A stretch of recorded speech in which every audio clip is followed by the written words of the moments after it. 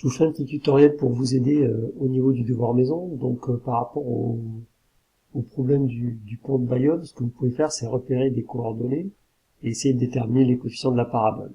À partir du moment où vous avez déterminé les coordonnées, vous pouvez les mettre dans les tableurs. Donc là, évidemment, je ne vais pas prendre celle de l'exercice. Je vais faire quelque chose de très simple. Je vous montre juste le côté technique. Donc je prends les coordonnées que j'aurais repérées par rapport à l'exercice.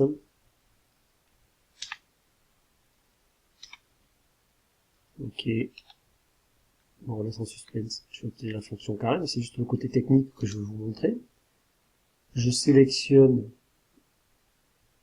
la plage de données que j'ai. Clic droit, créer une liste de points, et mes points viennent s'afficher sur mon graphique. À partir de ce moment-là, je vais utiliser une fonction qui s'appelle polynôme, donc qui est dans la barre de saisie.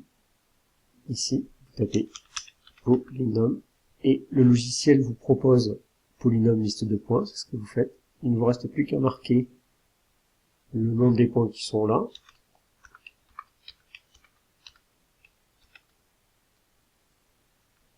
Et le logiciel vous approxime votre nuage de points par un polynôme du second degré. Quel est l'avantage? C'est que maintenant, grâce à cette fonction que vous avez obtenue, vous pouvez très bien faire des calculs sur d'autres valeurs qui ne sont pas données par le texte. Alors soit vous utilisez, par exemple, même si ici c'est simple, le calcul formel. Ok, on va afficher donc le calcul formel.